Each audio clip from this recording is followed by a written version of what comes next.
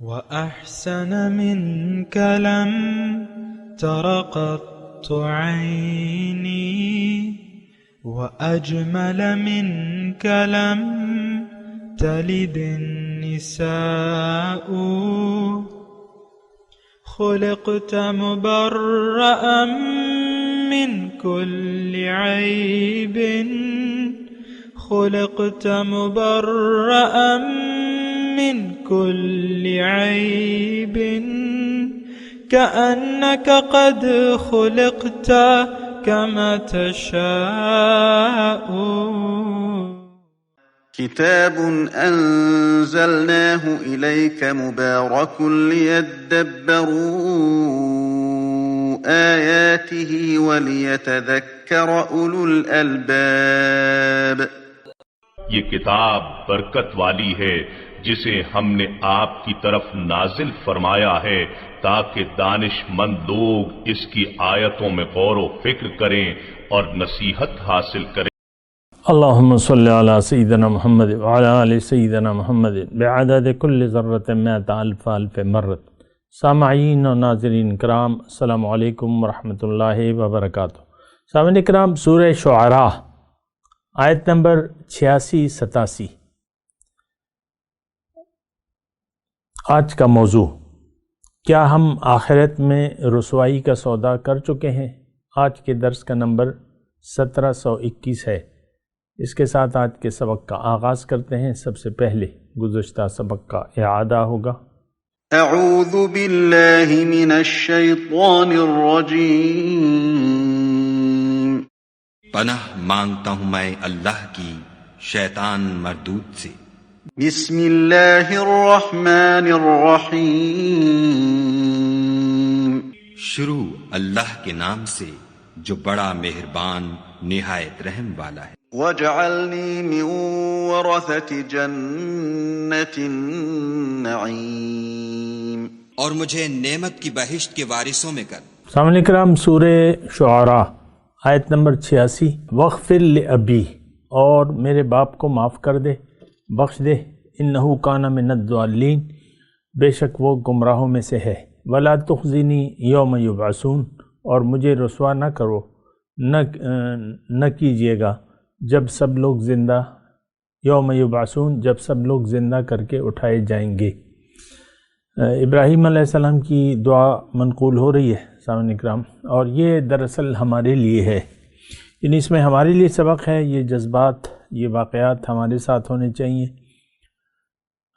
اور گزشتہ سبق جو تھا وَاجْعَلْنِی مِنْ وَرَثَةِ جَنَّةِ النَّعِیمِ، مجھے بنا دے وارث نعمتوں والی جنت کا،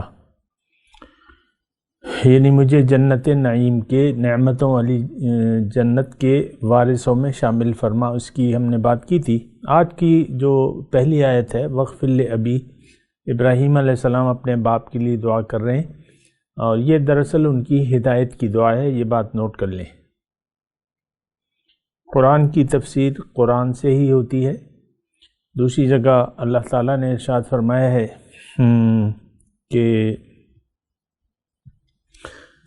وَمَا كَانَ اسْتِغْفَارُ إِبْرَاهِيمَ لِأَبِيهِ إِلَّا عَن مَّوْعِدَةٍ وَعَدَهَا إِيَّاهُ فَلَمَّا تَبَيَّنَ لَهُ أَنَّهُ عَدُوٌّ لِلَّهِ تَبَرَّأَ مِنْهُ. اس کا ترجمہ یہ ہے کہ نہیں تھا استغفار اپنے والد کے لیے، ابراہیم کا استغفار، لیکن ایک مدت تک کے لیے تھا. اور دعا الا عن موعدۃ وعدہ، اس کے لیے اس نے وعدہ کیا تھا، لیکن جب اس پر واضح ہو گئے کہ وہ اللہ تعالیٰ کے دشمن ہیں، عدو للہ تبرأ منہ، وہ اس سے بیزار ہو گئے. تو دیکھیں، ایک بات تو آپ کو بنیادی طور پہ معلوم ہونی چاہیے کہ نبی کی ذات جو ہے وہ معصوم عن الخطا ہوتی ہے، کوئی غلطی کا امکان نہیں ہوتا. تو مشرک کے لیے معافی مانگنا جو ہے وہ تو جائز نہیں ہے. تو یہاں اس کا مطلب یہ ہوگا، اور دوسری قرآنی آیت کے جو میں نے ابھی پڑھ کے سنائی اس کے مطابق اس کا یہی مطلب ہے کہ اے اللہ تعالیٰ میرے والد کو ہدایت دے اور پھر ان کی بخشش کر دے. اس وقت یہ گمراہوں میں سے ہے، ٹھیک سادہ معاملہ ہے، اتنا کوئی مشکل نہیں ہے۔ وَلَا تُخْزِنِي يَوْمَ يُبْعَثُونَ، اور مجھے اس دن رسوا نہ کیجیو جب سب لوگ زندہ کر کے اٹھائے جائیں گے۔ یہ بھی ایک یعنی اہم بات ہے، اور یہ بھی اسی طرح ہے وَاجْعَلْنِی مِن وَرَثَةِ جَنَّةِ النَّعِيمِ کی طرح ہے کہ دیکھیں اصل میں تو رسوائی سے آپ نے یہاں اپنے آپ کو بچانا ہے، اور وہ بھی میں نے آپ کو بات کی تھی کہ دعا دراصل عمل کا نام دعا ہے، اور آپ جو بھی چاہتے ہیں تو اس کے لیے عمل کریں تو نتیجہ ظہور پذیر ہو جائے گا۔ دنیا میں بھی دیکھیں یہی قانون ہے، اور آخرت کا بھی یہی قانون ہے۔ وَأَن لَيْسَ لِلْإِنسَانِ إِلَّا مَا سَعَىٰ، تو وہی مضمون جو میں نے اگر کسی نے نہیں سنا ہو تو میں نے اللہ تعالیٰ کی توفیق سے آیت نمبر 85 پہ بات کی تھی کہ آپ کو یہاں پر اپنے آپ کو جنت کا وارث بنانا ہے، اور یہاں پر اپنے آپ کو رسوائی سے بچانا ہے۔ دیکھیں اس وقت بھی دنیا کے لوگ دو گروہوں میں تقسیم ہیں، ایک وہ جو اپنی رسوائی کا پورا سامان کرنے پر تل گئے ہیں اور یہاں پہ ان کے منہ کالے ہیں، اور دوسرے وہ لوگ ہیں جو رسوائی کی بات ہے۔ رسوائی کی بات کیا ہے کہ آپ پیغمبر کی تعلیم سے منہ موڑ لیں، اور آج کے حساب سے اگر میں کہوں تو آج کا مسلمان جو ہے یعنی ہم رسوا ہیں، رسوا ترین ہیں۔ اس کی وجہ یہ ہے کہ ہم نے قرآن پاک سے منہ موڑ لیا ہے۔ دیکھیں قرآن اصل میں ہدایت ہے، نبی تو اس ہدایت کی تشریح کرنے والے ہیں، لِتُبَيِّنَ لِلنَّاسِ مَا نُزِّلَ إِلَيْهِمْ، یہ بات نوٹ کر لیں۔ ہدایت دراصل قرآن ہے، اللہ کا کلام ہے، وہی ہے، اور پھر نبی جو ہے اس کی تشریح کرنے والے ہیں اپنے عمل سے اور اپنے قول سے۔ یعنی سنت کیا ہے، طریقہ نبی کیا ہے، یہ قرآن ہے دراصل۔ اور میں آپ کو یہاں پہ رک کے بتانا چاہوں گا کہ امی عائشہ کے پاس ایک صاحب تشریف لائے اور ان سے پوچھا کیف کان خلق رسول اللہ صلی اللہ علیہ وسلم، کیسا تھا، آپ مجھے بتائیے تھا کیسا اخلاق تھے حضور صلی اللہ علیہ وسلم کی۔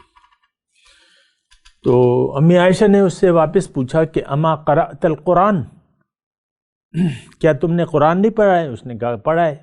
کان خلقہ القرآن، ان کا خلق تو قرآن تھا، ان کے اخلاق تو قرآن تھے۔ یہی بات میں آپ کو نوٹ کرانا چاہتا ہوں۔ دیکھیں اخلاق، ہدایت جو ہے وہ دراصل قرآن ہے۔ الرحمن علم القرآن، تو یہ کتاب جو ہے یہ دراصل ہدایت ہے۔ نبی کی ذات جو ہے وہ ان کے ذریعے ہمیں کتاب ملی ہے، ہدایت ملی ہے، اور پھر انہوں نے کتاب کی توضیح کی ہے اور اس کی تشریح کی ہے اپنے اعمال سے۔ یہ بات نوٹ کر لیں۔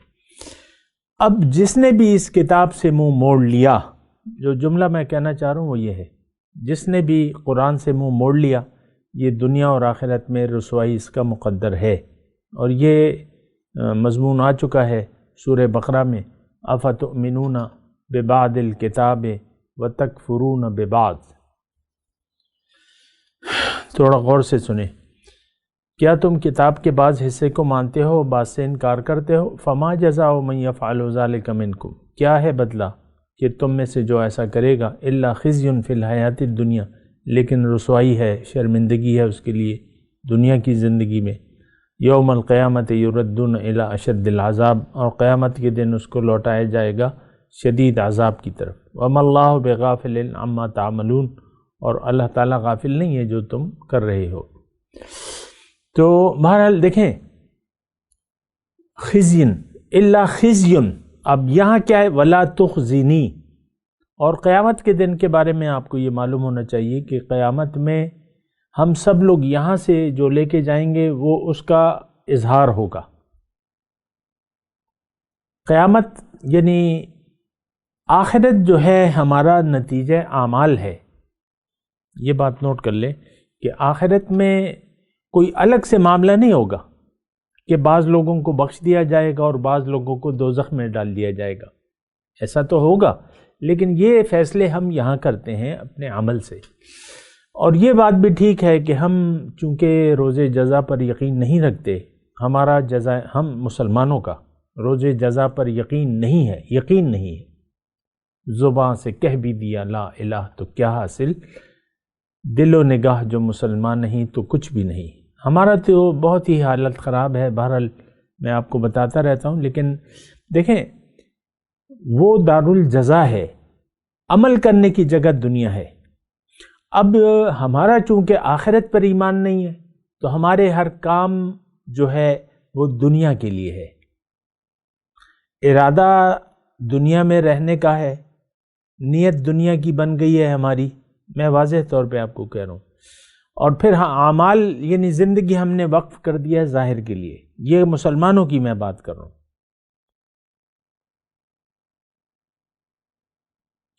کافروں کو تو اللہ تعالیٰ دوزخ میں ڈالے گا ہی، لیکن ہم بھی ان کے ساتھ جائیں گے، اور ہمارا حال کافروں سے بدتر اس لیے ہوگا کہ ہم نے زبان سے کلمہ تو پڑھتے ہیں لیکن ہم دل سے قرآن کو نہیں مانتے، اسلام کو تو ہم جانتے نہیں ہیں، قرآن کو بھی ہم نہیں جانتے۔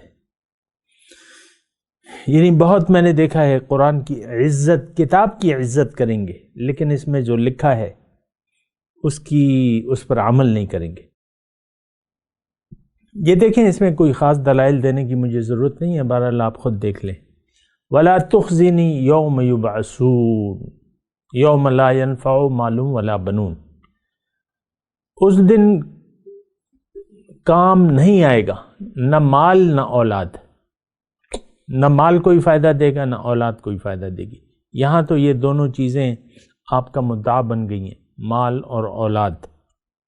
یعنی ہمارا مدعا جو ہے، دیکھیں دنیا کا خلاصہ کیا ہے؟ مال اور اولاد، جیسا کہ اللہ تعالیٰ نے فرمایا ہے قرآن میں وَاعْلَمُوا أَنَّمَا أَمْوَالُكُمْ وَأَوْلَادُكُمْ فِتْنَةٌ،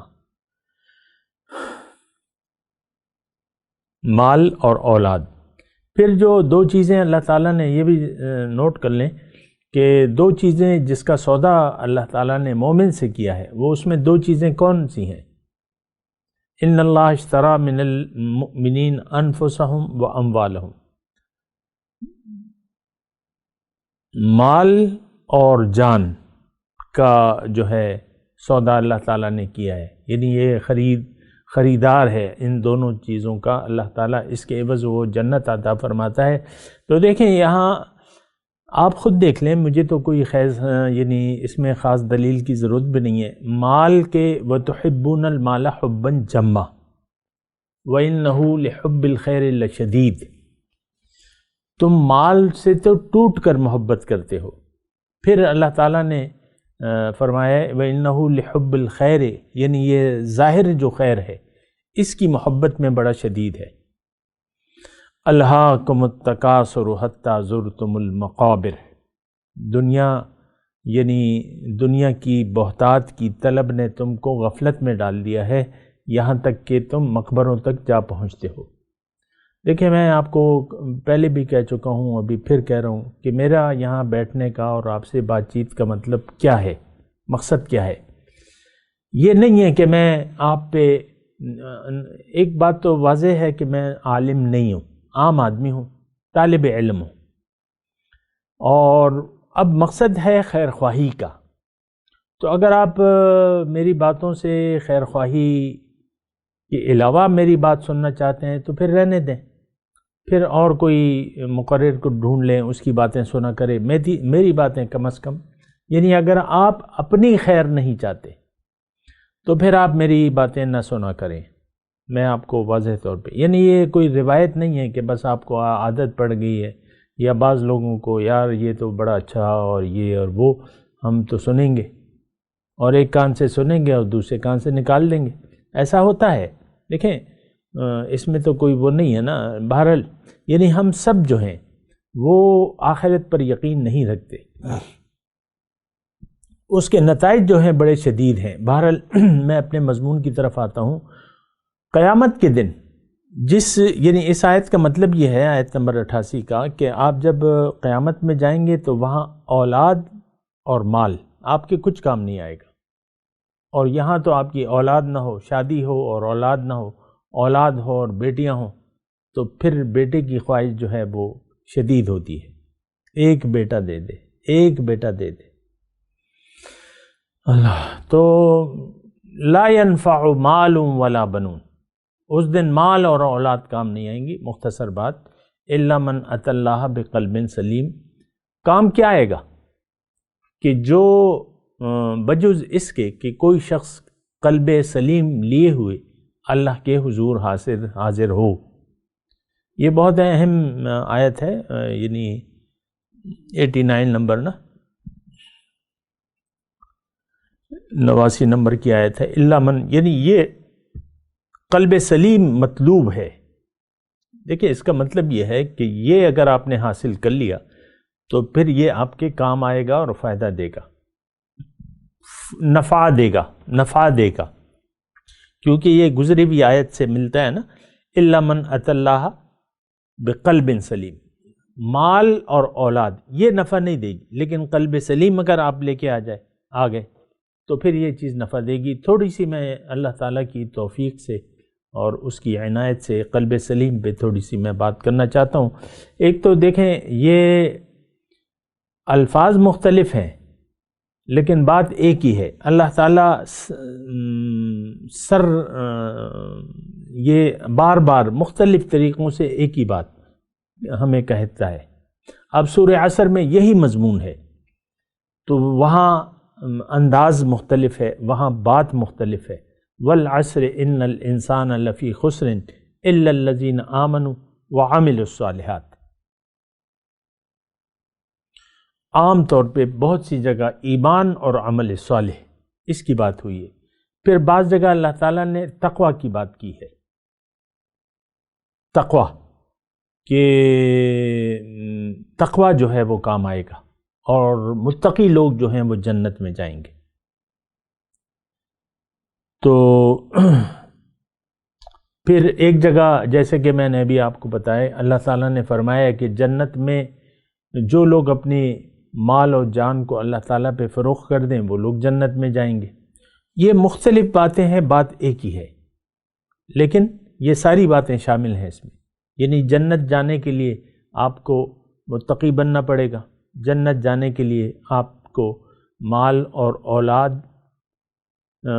بیچنا پڑے گا اللہ کے ہاتھ پہ، یا آپ کو ایمان اور عمل صالح کا رویہ اختیار کرنا ہوگا، ایمان لانا ہوگا اور جنت میں جانے کے لیے۔ اور اگر آپ کامیابی چاہتے ہیں، خسران سے نجات چاہتے ہیں تو ایمان لے آئیں اور عمل صالحہ کر لیں، اعمال صالحہ کر لیں تو آپ جنت۔ باتیں مختلف ہیں، چیز ایک ہی ہے، طریقہ کار بھی ایک ہی ہے۔ بہرحال میں قلب سلیم کی بہت اللہ تعالیٰ نے یعنی فرمایا ہے قرآن میں نے کچھ تو نوٹ کر لیے ہیں اپنے پاس۔ دیکھیں پہلے تو آپ دیکھیں قلب ہے کیا چیز۔ قلب ایک تو ہمارا دیکھیں ظاہر کا دل ہوتا ہے اور ایک باطن کا ہے۔ جس طرح کہ ہمارا ظاہر کا جسم ہے اسی طرح ہمارے باطنی اعضاء ہیں۔ جس طرح ہمارے ظاہر کی آنکھیں ہیں اسی طرح ہماری باطنی آنکھیں ہیں۔ جس طرح ہمارے ہاتھ ہیں اسی طرح ہمارے باطن کے ہاتھ ہیں، یعنی روحانی۔ اب جسم کا ہمارا خلاصہ، ظاہری جسم کا خلاصہ جو ہے وہ دل ہے۔ دل جو ہے، ہاتھ کٹ جائے تو چلو آدمی زندہ ہو سکتا ہے، پاؤں کٹ جائے آدمی زندہ رہ سکتا ہے، دونوں ہاتھ کٹ جائیں آدمی زندہ رہ سکتا ہے، دونوں پاؤں کٹ جائیں، لیکن اہم جز جو ہے، مرکزی جز، وہ دل ہے۔ دل پہ سارے جسم کی زندگی کا انحصار ہے۔ اور حضور صلی اللہ علیہ وسلم کی ایک حدیث ہے، وہ بھی میں آپ کے ساتھ شیئر کرتا ہوں۔ الا ان فی الجسد مضغۃ اذا صلحت صلحت الجسد کلہ واذا فسدت فسدت الجسد کلہ الا وہی القلب۔ آقا نے فرمایا کہ دیکھو جسم میں ایک لوتھڑا ہے، مضغہ لوتھڑا ہے، اگر وہ ٹھیک ہو سارا بدن ٹھیک ہوگا، اگر وہ اس میں فساد ہو سارے جسم میں فساد پھیل جائے گا۔ یہ بات نوٹ کر لیں۔ اب حضور صلی اللہ علیہ وسلم کی بات تو اپنی جگہ بالکل درست ہے، لیکن یہ بات بھی ہے کہ حضور صلی اللہ علیہ وسلم ہمارے ظاہری طبی مسائل کو بتانے یا اس کے حل کے لیے نہیں آئے تھے. ان کا مقصد تو روح تھا کہ ہماری روح کو وہ راستہ دکھائیں، وہ طریقہ بتائیں جس سے ہم کامیاب ہو جائیں. تو جس طرح میں نے جیسے کہ عرض کیا کہ ظاہر دل ہے، اسی طرح ہمارے باطنی دل ہے، قلب اسے کہتے ہیں اللہ تعالیٰ نے. اب قلب کیا ہے؟ یہ باطن کا خلاصہ ہے. جس طرح ہمارا دل ظاہر کا مرکز ہمارا دل ہے، ظاہری جسم کا، اسی طرح ہماری جو باطن کی روح ہے اس کا مرکز جو ہے قلب ہے. تو قلب یعنی عقل، سوچ سمجھ، یہ ساری جو ہے ایک آیت میں آپ کو پیش کر رہا ہوں، شاید اس سے آپ کو کچھ مدد ملے. افلا یتدبرون القرآن ام علی قلوب اقفالها، کیا یہ قرآن پر غور نہیں کرتے یا ان کے دلوں پر تالے لگے ہوئے ہیں؟ لہم قلوب لا یفقہون بہا ولہم لا یعقلون بہا، یا یفقہون دونوں میں سے ایک لفظ ہے. ان کے پاس دل تو ہیں، یہ سوچتے نہیں ہیں. ولہم آذان، ان کے پاس کان ہے لیکن سنتے نہیں ہیں. ولہم اعین، ان کے جو آنکھیں ہیں لیکن اس کو دیکھتے نہیں ہیں.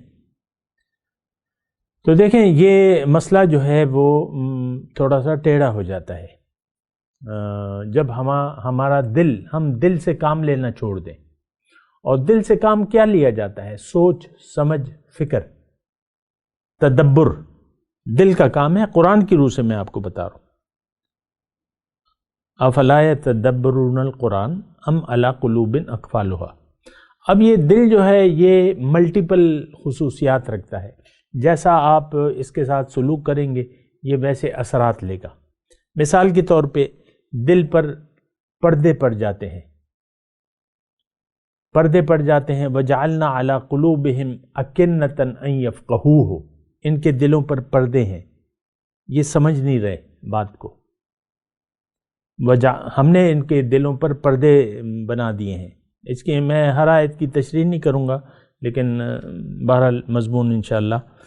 اچھا، دل کو مرض لگ جاتا ہے، سوچنے سمجھنے کی صلاحیت کو مرض لگ جاتا ہے. فی قلوبہم مرض، ان کے دل میں مرض ہے نفاق کا، حب دنیا کا.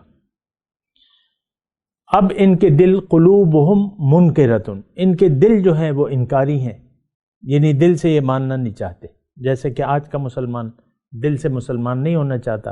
آج ہم سب لوگ یعنی ظاہری طور پہ تو مسلمان ہیں لیکن دل سے تو ہم دنیا دار ہیں. ہم نے دنیا کو پسند کر لیا ہے. دنیا ہمارا مقصود بھی ہے، ہمیں محبوب بھی ہے اور ہمیں مطلوب بھی ہے.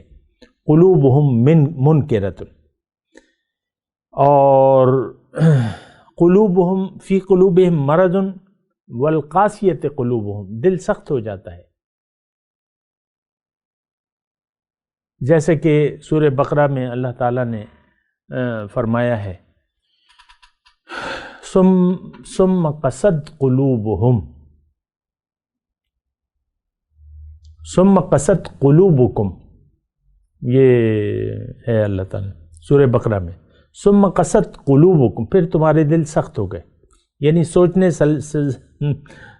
سخت ہو گئے، مطلب یہ اپنا کام چھوڑ دیا.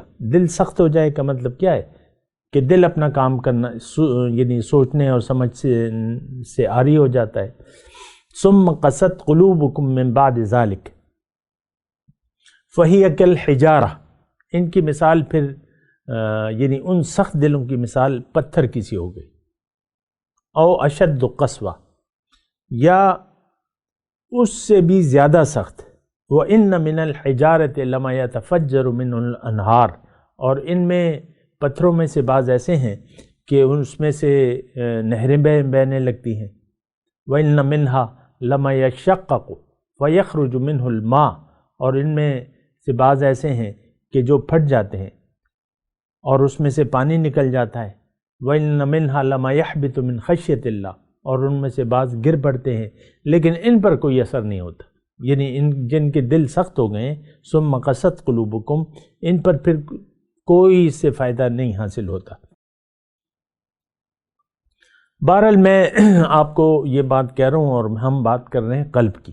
قلب یہ ہمارے باطن کا مرکزہ ہے، اور اس میں اب اس کا سارا دار و مدار، یعنی یہ آپ کے جو سوچ ہے اس کے اثرات ہوتے ہیں، یعنی آپ جو فیصلہ کرتے ہیں اپنے بارے میں، یعنی اپنے باطن کے بارے میں۔ دراصل تو ہم نے فیصلہ کیا ہوا ہے کہ ہمیں رہنے کے لیے ہم نے دنیا کو پسند کر لیا ہے، دنیا ہمیں ہمارا مقصود بھی ہے، ہمیں محبوب بھی ہے اور مطلوب بھی ہے دنیا۔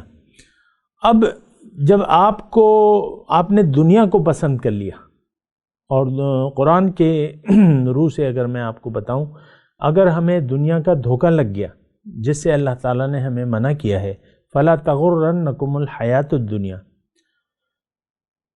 کہ تمہیں ایسا نہ ہو کہ دنیا کی زندگی دھوکے میں ڈال لے۔ تو ہمیں تو دنیا کی زندگی نے دھوکے میں ڈال دیا ہے، ہمیں یعنی دھوکے میں آ گئے ہیں۔ آج کے مسلمان کو، آج کا مسلمان جو ہے وہ دنیا کو ایک حقیقت سمجھتا ہے، آج کا مسلمان دنیا کے فائدے کو اصل فائدہ سمجھتا ہے، اس کے نقصان کو نقصان سمجھتا ہے۔ یہ دونوں چیزیں غلط ہیں، یہ تو ایک آزمائش ہے، اور بہرحال اس کی میں زیادہ تفصیل میں نہیں جاؤں گا۔ لیکن اگر آپ دنیا کے دھوکے میں آ گئے اور آپ نے ایک فیصلہ کر لیا ہے کہ میں نے تو دنیا ہی کے لیے، یہ دیکھیں ہم سب نے ایسا فیصلہ کیا ہوا ہے کہ ہم نے زندگی ظاہر کے لیے گزارنی ہے۔ آپ خود اپنے آپ کو دیکھ لیں، خواتین ہو یا مرد ہو، آپ کی بس ایک محدود زندگی ہے، یہ میں، یہ میرا شوہر، یہ میری بیوی۔ پھر جو مرد ہیں ان کے اپنے مطلب وہ ٹارگٹ ہوتے ہیں، میں یہ کروں گا، آپ خود ہی دیکھ لیں، یہ بنوں گا، وہ بنوں گا، یہ بنوں گی، وہ بنوں گی۔ تو اسی طریقے سے ہم زندگی گزارتے رہتے ہیں۔ دنیا کو ہم نے پسند کر لیا ہے اپنے لیے رہنے کے لیے، لیکن یہ کمرہ امتحان ہے، یہ آزمائش ہے، یہ فتنہ ہے، اور اس فتنے میں اگر آپ پڑ گئے، دنیا کے فتنے میں پڑ گئے، تو آپ پہ برائیوں کا دروازہ کھل جاتا ہے، کیونکہ حضور صلی اللہ علیہ وسلم نے فرمایا ہے کہ حب الدنیا رأس کل خطیہ، دنیا کی محبت سارے گناہوں کی جڑ ہے۔ برائی، جب دنیا سے آپ نے محبت شروع کر دی تو آپ برائی کی شروعات ہو جاتی ہیں، لیکن اگر دنیا کو آپ نے آزمائش سمجھا اور اللہ کو منزل بنا لیا تو آپ کی نیکیوں کی ابتدا ہو جاتی ہے۔ یہ بات میں کر بھی چکا ہوں، ابھی پھر کر رہا ہوں۔ بہرحال میں مضمون ابھی جاری ہے، قلب کے بارے میں اللہ تعالیٰ کی توفیق سے، اس کے فضل سے، اس کی عنایت سے میں آپ کو مزید اس پر مضمون بیان کروں گا۔ ابھی میں تلاوت کرتا ہوں، میرے ساتھ دہرائیے۔ اعوذ باللہ من الشیطان الرجیم، بسم اللہ الرحمن الرحیم۔ واغفر لأبی انہ کان من الضالین ولا تخزنی یوم یبعثون۔ اب ان آیت کی تلاوت اور ترجمہ۔ اعوذ باللہ من الشیطان الرجیم۔ پناہ مانگتا ہوں میں اللہ کی شیطان مردود سے۔ بسم اللہ الرحمن الرحیم۔ شروع اللہ کے نام سے جو بڑا مہربان نہایت رحم والا ہے۔ واغفر لأبی انہ کان من الضالین۔